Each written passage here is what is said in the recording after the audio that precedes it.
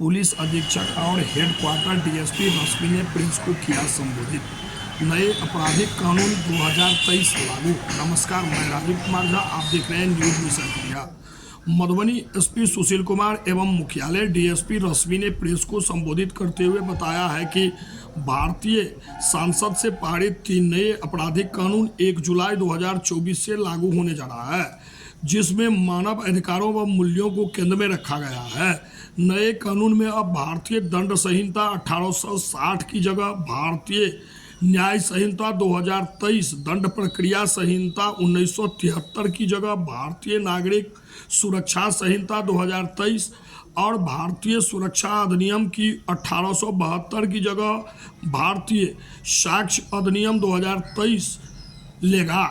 इस कानून में दंड की जगह न्याय पर विशेष बल दिया गया है। उक्त बात की जानकारी देते हुए पुलिस अधीक्षक सुशील कुमार ने अपने कार्यालय कक्ष में कहा कि न्याय पर केंद्रित तीनों नए आपराधिक कानून को राज्य में प्रभावी ढंग से लागू करने के लिए बिहार पुलिस पूरी तरह से तैयार है। राज्य के 25,000 से अधिक पुलिस अधिकारी कर्मियों के नए कानून में हुए बदलाव से जुड़े ट्रेनिंग दी जा चुकी है। साथ ही आम लोगों को भी वीडियोग्राफिंग, इन्फोग्राफिंग एवं अन्य माध्यमों से नए कानून के प्रति लगातार जागरूक कर उसे जुड़ी भ्रांतियों को दूर किया जा रहा है। एसपी ने बताया कि नए कानून में डिजिटल तौर पर एफआईआर नोटिस, सम्मन, trial record, forensic case diary एवं आदि को संग्रहित किया जाएगा। तलाशी और जब्ती के दौरान वीडियोग्राफी, फोटोग्राफी के लिए बिहार पुलिस के सभी अनुसंधानकर्ताओं को लैपटॉप और मोबाइल उपलब्ध कराए जाएंगे। प्रत्येक थानों को नए उपकरणों के साथ आधुनिकीकरण किया जा रहा है। अब हर थाने में वर्क स्टेशन, डाटा सेंटर तथा अनुसंधान हॉल, रिकॉर्ड रूम और पूछताछ कक्ष का जल्द ही निर्माण होगा।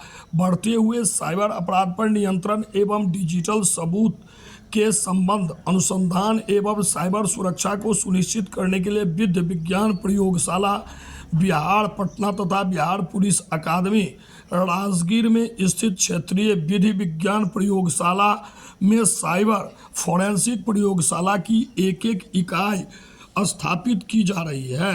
नागरिक और प्रीत की केंद्रित 3 नए आपराधिक कानून व्यक्तिगत अभिव्यक्ति के स्वतंत्रता की गारंटी देता है। यह भारत द्वारा भारत के लिए और भारतीय संसद द्वारा बनाए गए कानून के अनुसार संचालित होगा एवं इन कानून में समानता और निष्पक्षता के साथ न्याय पर बल दिया गया है, जिससे व्यवस्था को मजबूत करने के साथ साथ सभी के लिए तुरंत सुनिश्चित किया जा सके। आज से 1 जुलाई 2024 से जो नया कानून लागू हुआ है, उसमें महिलाओं एवं बच्चों के विरुद्ध होने वाले अपराधों के लिए एक विशेष अध्याय इसमें रखा गया है, अध्याय 5 है, जिसमें कि 37 धाराएं शामिल हैं। इसमें जो हमारी महिला जो बच्ची है, रेप पीड़िता अगर है तो उसका बयान ऑडियो वीडियो माध्यम से लिया जाएगा और महिला के लिए निवास या चयन किए गए स्थान पर उसका बयान लिया जाने का अधिकार उसे दिया गया है। अब जो हमारे सम्मन होंगे उसका तामीला वयस्क महिलाओं को से भी कराया जा सकेगा। पहले ये केवल घर के पुरुष वयस्क सदस्य पर ही लागू था, अब महिलाएं भी तामीला कर पाएंगी। पीड़ित महिला का बयान महिला मजिस्ट्रेट द्वारा लिया जाएगा और यदि महिला मजिस्ट्रेट उपस्थित नहीं है तो किसी महिला की उपस्थिति में पुरुष मजिस्ट्रेट द्वारा लिया जा सकेगा। महिला गवाह होंगी, उनका भी बयान रिकॉर्ड किया जाएगा। जो पीड़ित और अपराधी हैं, महिलाओं और बच्चों के खिलाफ यदि अपराध करते हैं तो उसे जेंडर न्यूट्रल बनाया गया है। पहले जो अपराध हैं उसमें कुछ मामलों में बच्चों और महिलाओं को छूट दी गई थी। 18 वर्ष से कम आयु की अगर कोई लड़की है, उसके साथ कोई गैंग रेप होता है तो उसमें आजीवन मृत्युदंड का प्रावधान किया गया है। पूर्व में ये उम्र 2 कैटेगरी में विभाजित थे, अब इसको समाहित कर दिया गया। 18 वर्ष से कम उम्र के लिए एक ही कैटेगरी बनाई गई है, उसको सब एक ही में शामिल कर दिया गया है।